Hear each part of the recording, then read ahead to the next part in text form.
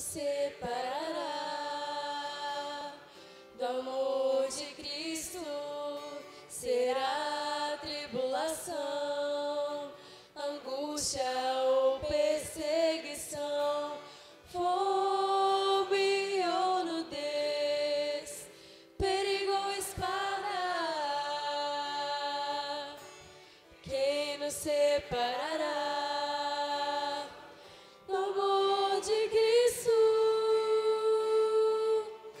Pois eu estou bem certo de que nem morte, nem vida, nem anjos, nem principados, nem coisas do presente, nem do porvir, nem poderes, nem alturas, nem profundidade, nem qualquer outra criatura poderá nos separar do amor de Deus que está em Jesus Cristo, nosso Senhor, que está em Jesus Cristo. Nada, nada poderá nos separar, nada, nada poderá nos separar do amor de Deus que está em Jesus Cristo, nosso Senhor, que está em Jesus Cristo, nosso Senhor. Deus de promessas.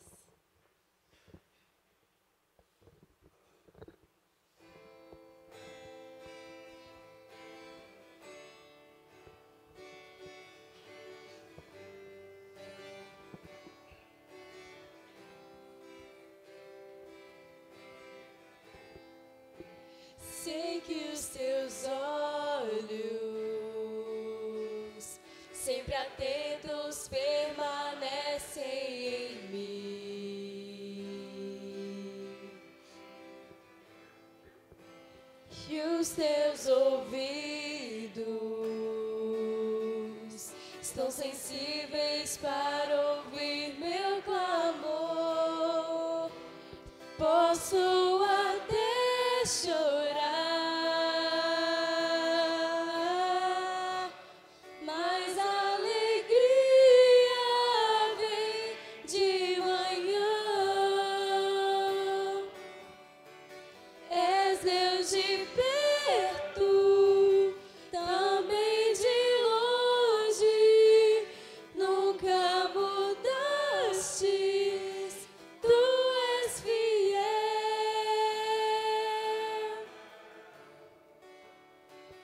Deus de aliança, Deus de promessas, Deus que não é homem pra mentir.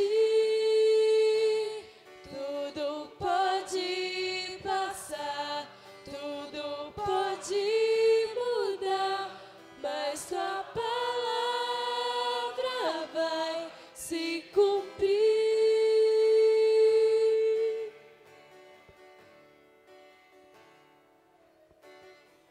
Posso enfrentar o que for, eu sei que luta por mim. Seus planos não podem ser frustrados. Minha esperança está nas mãos do grande eu sou. Meus olhos vão ver o impossível acontecer.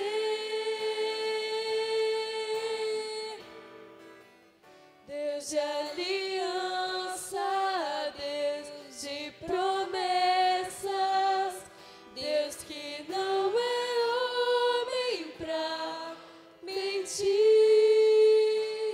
Tudo pode passar, tudo pode mudar, mas tua palavra vai se cumprir.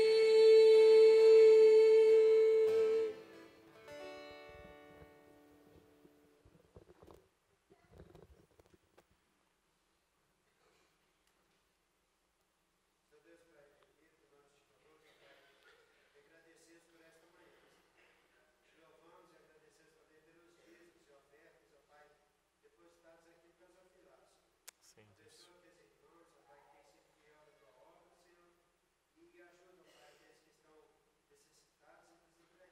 Sim, sim.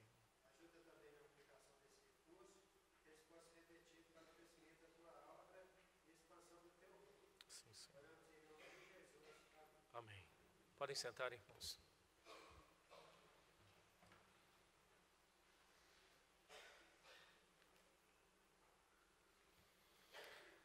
Vamos novamente abrir a palavra de Deus, livro de Gênesis, capítulo 37.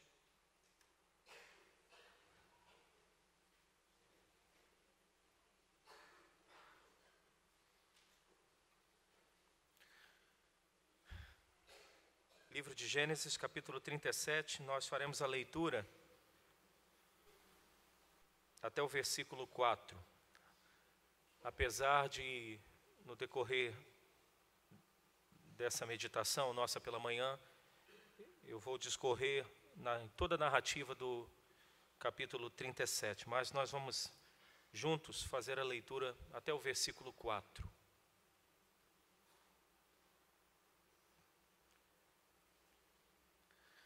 Leamos, irmãos.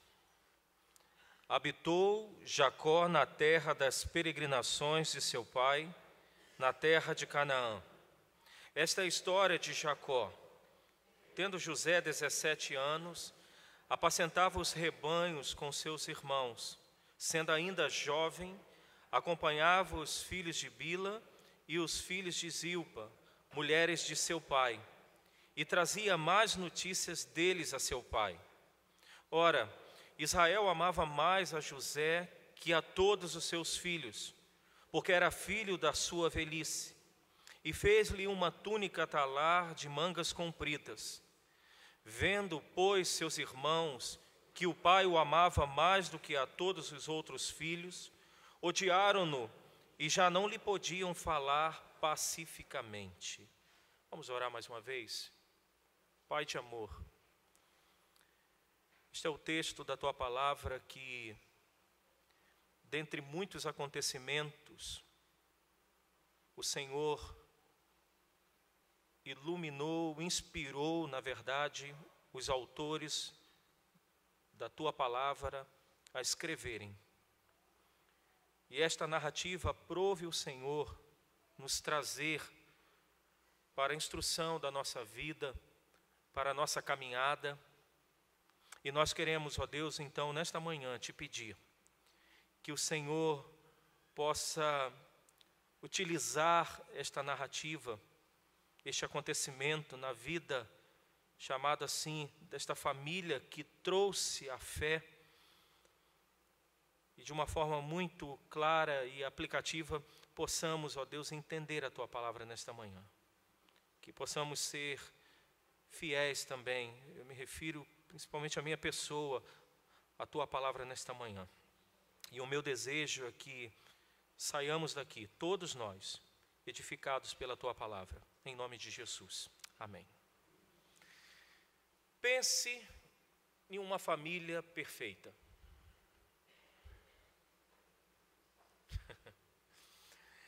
Tem um irmão que eu já olhei assim, ele já fez assim. Mas talvez assim dele, o não, pode ser do Chaves, né? Que significa sim.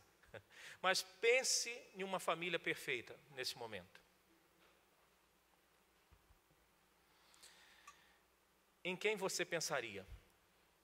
Ou em qual família você pensaria? Na sua?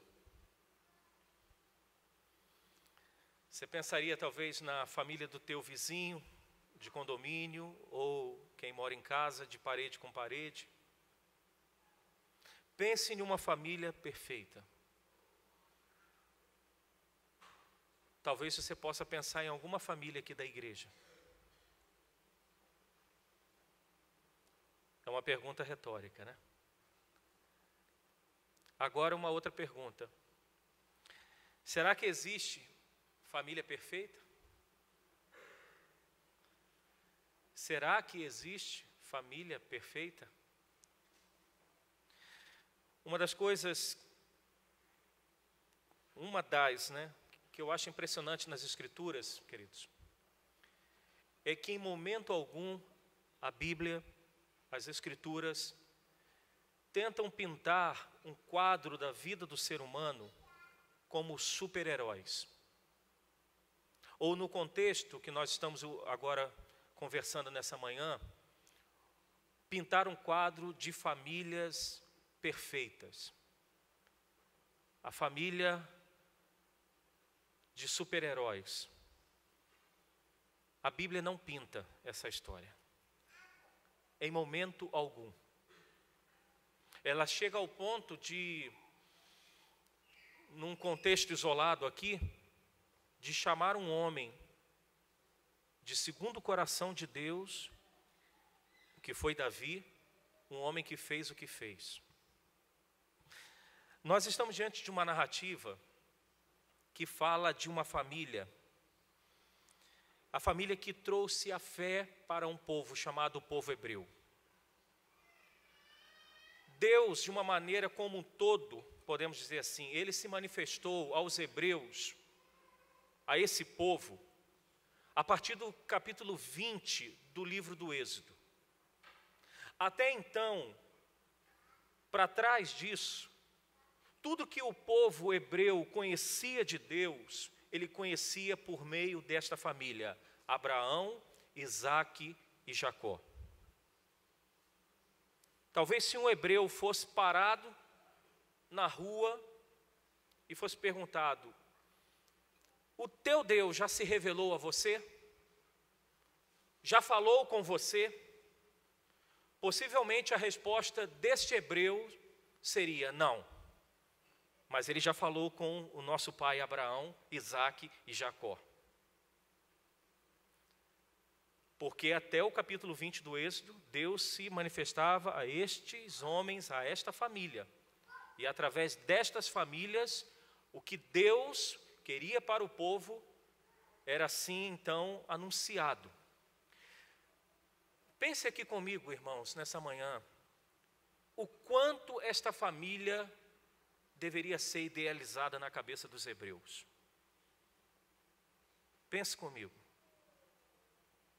O quanto esta família deveria ter sido idealizada. Não, esta família é a família em que Deus fala.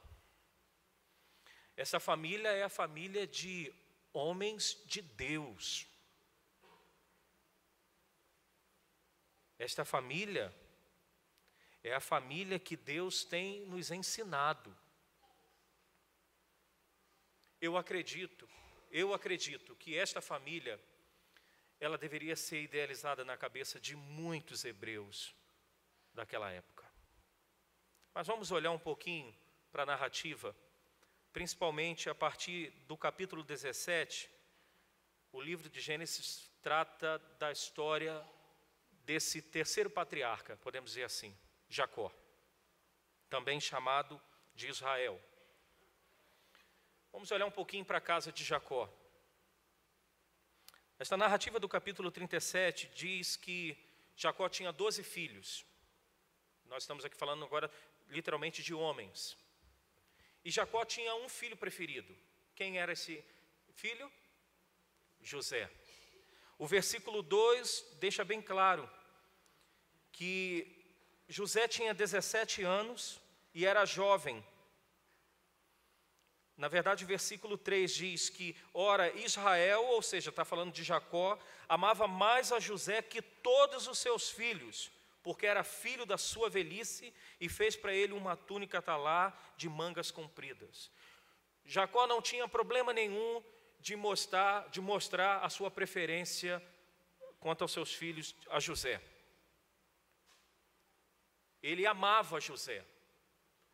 E o texto diz que ele amava mais do que os outros filhos, porque era o filho da sua velhice, era o filho com a mulher que ele amava. O versículo 4 diz que os seus irmãos sabiam disso, que eles eram preteridos em detrimento da vida de José. E o problema familiar é tão grande que o final do versículo 4 diz que eles não podiam falar pacificamente. Vamos tentar pensar isso aqui, gente, na prática, porque às vezes a gente lê assim e a gente passa tão corrido. Vamos pensar dentro de uma casa. Filhos que não conseguem falar pacificamente. Eu tenho 2. E de vez em quando as faíscas saem, mas eu acho que é só lá em casa. Teve uma vez, deixa eu contar aqui um caos familiar. Há uns 5 anos atrás, mas eles estavam brigando tanto, saindo tanta faísca, que eu falei, olha, eu vou mandar vocês para o conselho tutelar. Só que um vai lá para o norte do Brasil e o outro vai para o sul. E Caio, assim, se desesperou em chorar. Né? Falei, o que você está chorando? Eu não quero sair dessa família. Mas de tanta faísca. Eu fico imaginando a família de Jacó. Eles não conseguiam mais falar pacificamente. Eu fico imaginando, isso é óbvio, conjectura, esses meninos, ou estes homens na mesa, e José talvez falando assim, ô Rubem, passa o arroz. Passa o arroz nada, moleque. Vem aqui pegar, seu abusado. Já tem a preferência de papai, agora quer o arroz na mão, seu fanfarrão. Eu fico assim, claro, conjectura do século 21, tá, gente? Eu fico imaginando, eles não conseguiam mais conversar. O texto e a narrativa segue. José tem um sonho. E qual é o sonho? Para resumir, o sonho era que seus irmãos um dia se prostrariam diante dele. Imagine como que o lar ficou após José expor esse sonho, irmãos. Esse moleque está dizendo que um dia vai reinar sobre a gente, porque no contexto desta época, jamais aconteceria que um filho caçula, ou como alguns dizem no nosso contexto, século 21, a rapa do tacho, pudesse prevalecer sobre os irmãos mais velhos. O ambiente ficou pior ainda. Só que José tem mais um sonho, e ele é um sonhador. Seus irmãos o chamam de sonhador. Ele tem mais um sonho, e ele agora sonha que os seus pais também se prostrarão diante dele. Aí que o caldo ficou mais quente ainda. A narrativa segue.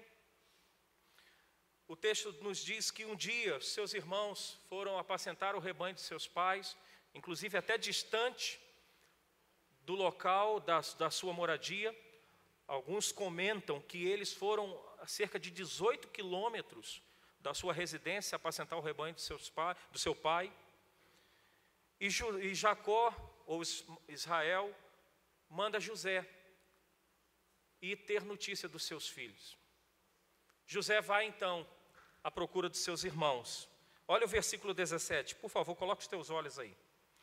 Versículo 17 diz assim: disse-lhe o homem, foram-se daqui, pois ouvi-os dizer, vamos a Dotã. Então seguiu José atrás dos seus irmãos e o achou em Dotã. Verso 18 diz que de longe o viram e antes que chegasse, conspiraram contra ele para o matar. E diziam um ao outro, vem lá o tal sonhador. Verso 20, vinde, pois, agora, matemo-lo e lancemo-nos numa destas cisternas e diremos, um animal selvagem o comeu, e vejamos em que lhe darão os sonhos. Quando seus irmãos viram José, eles tiveram uma excelente ideia. Qual a ideia? Vamos matar o sonhador. Vamos matar este que diz que vai reinar sobre nós e sobre os nossos pais. Vamos matar e vamos chegar até nosso pai Jacó e vamos dizer que um animal selvagem o atacou e ele morreu. Porém, o verso 21 nos diz o seguinte, que dentre os irmãos de José, há um que podemos dizer que é sensato, tem uma sensatez, Rubem. Ele diz o seguinte, mas Rubem, verso 21, ouvindo isso, livrou das mãos dele e disse, não lhe tiremos a vida. Também lhe disse Rubem, verso 22, não derrameis sangue, lançai-o nesta cisterna que está no deserto, e não ponhais mão sobre ele. Isto disse para o livrar deles, a fim de o restituir ao pai.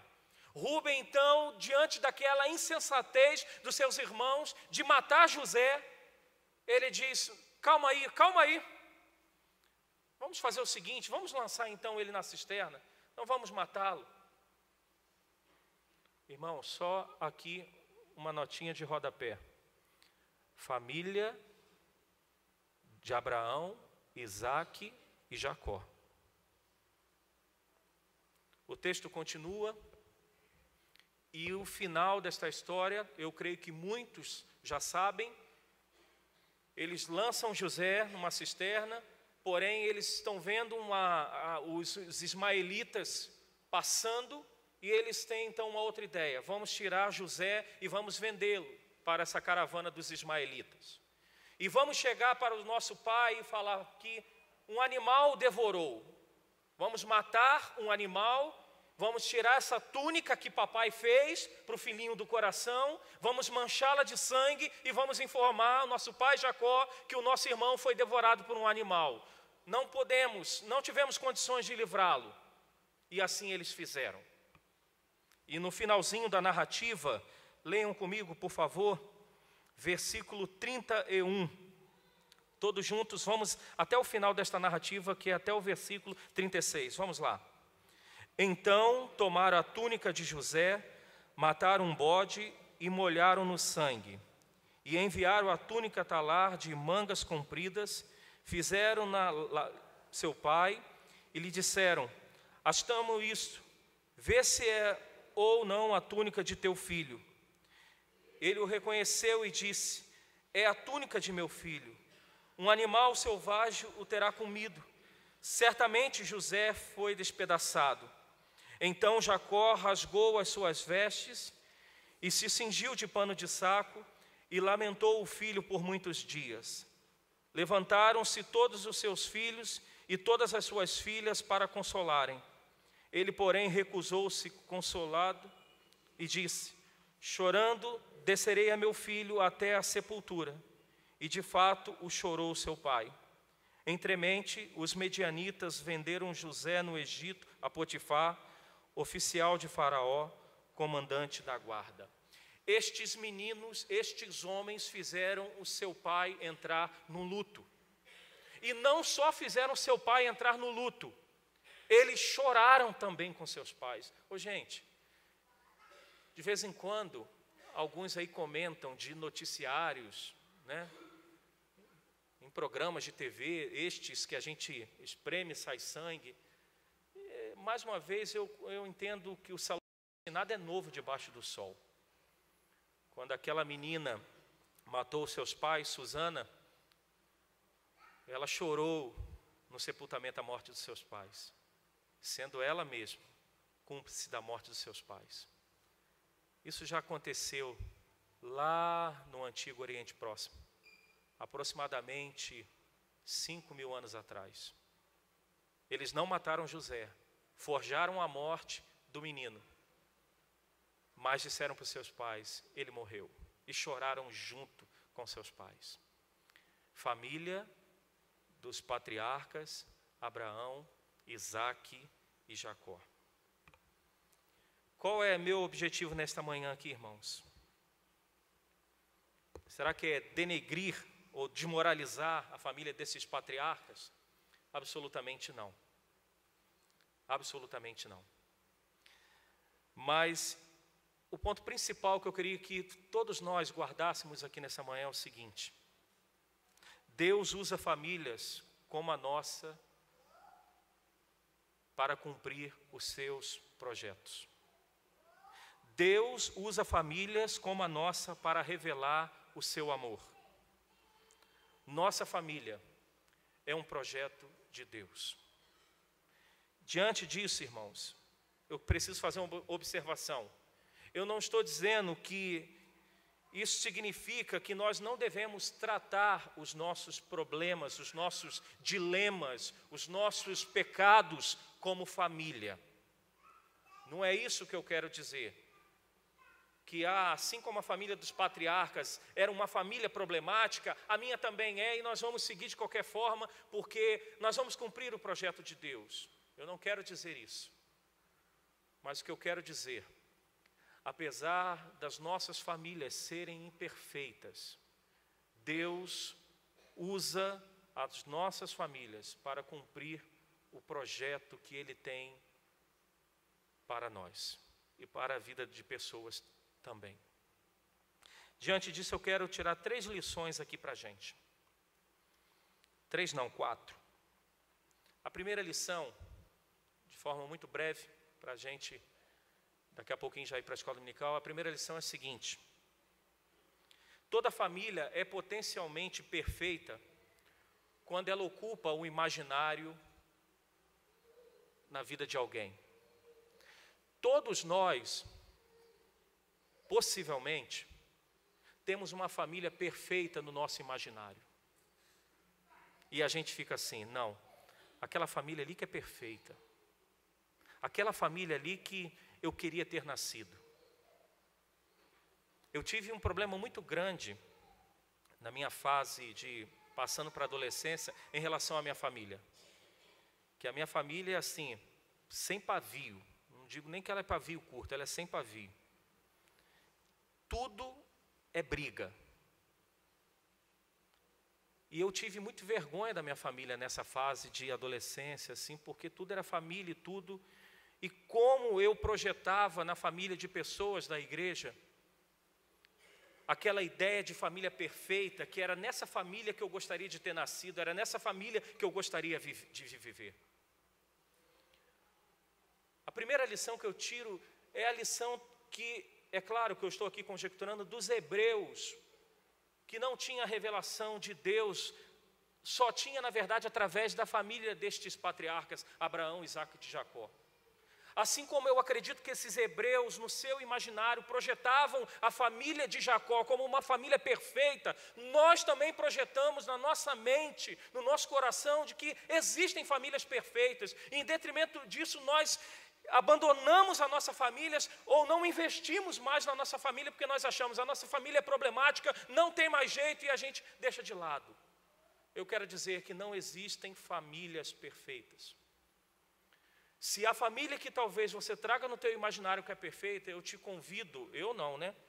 Talvez você poderia pedir à família para te convidar a conviver, talvez, não digo nem uma semana, mas talvez uns 3 dias, que você vai chegar à conclusão seguinte: realmente, não existe famílias perfeitas.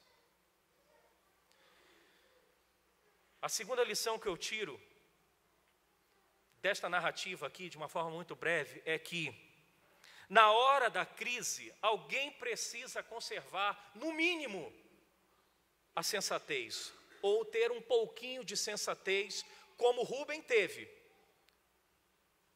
Talvez você possa pensar assim, mas pastor, que sensatez é essa de Rubem? Ele não permite seus irmãos matarem, ou ele tem uma outra ideia de lançar na cisterna, mas ele foi sensato aqui. Numa família, é necessário que alguém comece a dar os primeiros passos.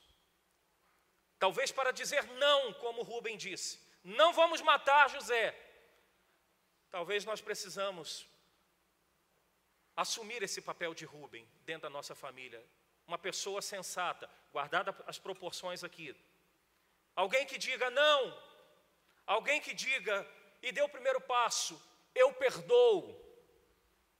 Ou conforme eu coloquei aqui, chega, basta. Alguém precisa, na nossa família, ter essa sensatez. Porque às vezes nós vamos, até dentro de casa, terceirizando os papéis e as funções.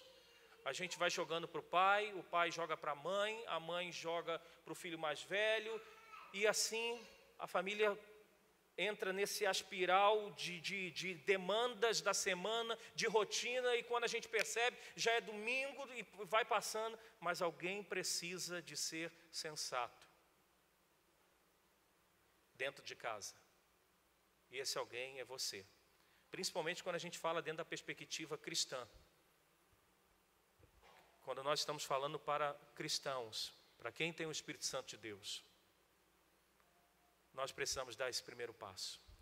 A terceira lição que eu tiro desse texto é: Deus sempre contou com famílias como esta daqui e como a nossa. como nós chamamos na teologia, na história da redenção, Deus sempre contou com famílias desse jeito, irmãos. Sabe por quê? Porque desde a queda do Éden, não existem pessoas perfeitas. Portanto, a terceira lição que eu tiro é essa: Deus sempre contou com famílias desse jeito. Quantas vezes nós nos esquivamos de assumirmos responsabilidades? Agora eu me refiro a responsabilidades na igreja, porque algumas situações a gente pensa assim: não, a minha família não é perfeita, eu não vou me expor, eu não vou assumir isso, porque se fulano olhar para a minha vida, se olhar para minha esposa, se olhar para os meus filhos. Mas pare para ver as famílias que nós temos aqui nas Escrituras. Foram sempre famílias que tiveram problemas, dificuldades. Volto a repetir, com isso eu não estou dizendo e alegando de uma forma pragmática que nós vamos fazer de qualquer forma, de qualquer maneira, já que Deus sempre contou com famílias assim, então vamos lá. Eu não estou falando isso. Mas eu estou falando para a gente tirar de mente de que só famílias perfeitas, bonitinhas, que nós idealizamos como perfeitas, que podem trabalhar no projeto de Deus na história da redenção. Não, Deus conta com as nossas famílias, imperfeitas como elas são, com filhos não querendo acordar para a escola dominical, com filhos não querendo ter culto doméstico, com um dos cônjuges não procurando ter responsabilidade dentro daquilo que é estudo, mas são famílias assim que Deus trabalha, que Deus usa. Essa é a terceira lição. E última, o nosso desafio é fazer com que as nossas famílias superem os traumas, as demandas com sabedoria, aprendendo com os erros do passado, para cumprir sua grande missão, seu grande propósito, que é ser bênção para as outras famílias, para o lugar onde nós estamos, e usando a linguagem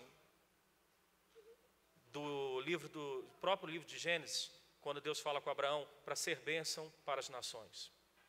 A quarta lição e última que eu tiro é essa: nosso desafio é fazer com que as nossas famílias superem os seus dilemas com sabedoria, aprendendo com os erros do passado para cumprir o grande propósito de Deus para ela. Ela, eu me refiro à família, ou seja, de ser bênção. Por que eu uso esse quarto ponto aqui? Porque a história desta família que nós estamos aqui olhando, de Jacó, mais precisamente do personagem principal aqui na história de Jacó, que é o seu filho José, é uma história linda, quando ela termina de uma forma muito linda. Ela termina com José realmente prevalecendo sobre os seus irmãos, sobre os seus pais. Em que sentido? Se tornou o segundo homem mais importante do Egito. E eu creio que quase todos conhecem essa história. Essa história termina, sabe como? Vocês lembram? Com os irmãos abraçados e chorando uns com os outros. E José, abraçado com seus irmãos, e seu pai Jacó chorando. Eu fico imaginando quando José ali no Egito se revela aos seus irmãos. O texto diz que ele chora muito. No final do livro de Gênesis, os últimos capítulos narram isso. E diz que aqueles irmãos ali se abraçaram. Esse é o nosso maior desafio, irmãos, de resolver nossos dilemas com sabedoria, aprendendo com os erros do passado, para sermos bênção na vida da nossa família e na vida de outras famílias também. Que Deus abençoe as nossas famílias, que as nossas famílias sejam usadas por Deus, apesar de perfeitas, que possamos tirar aquela idealização de que existem famílias perfeitas. Não existem. Não existe, você sabe disso. Que Deus nos abençoe e que sejamos uma bênção cada vez mais para a glória dele. Amém. Recebam a bênção. Que a graça de Jesus Cristo, o amor do nosso Deus, a comunhão do Espírito Santo sejam sobre vós, irmãos, como também com a igreja do Senhor em toda a terra.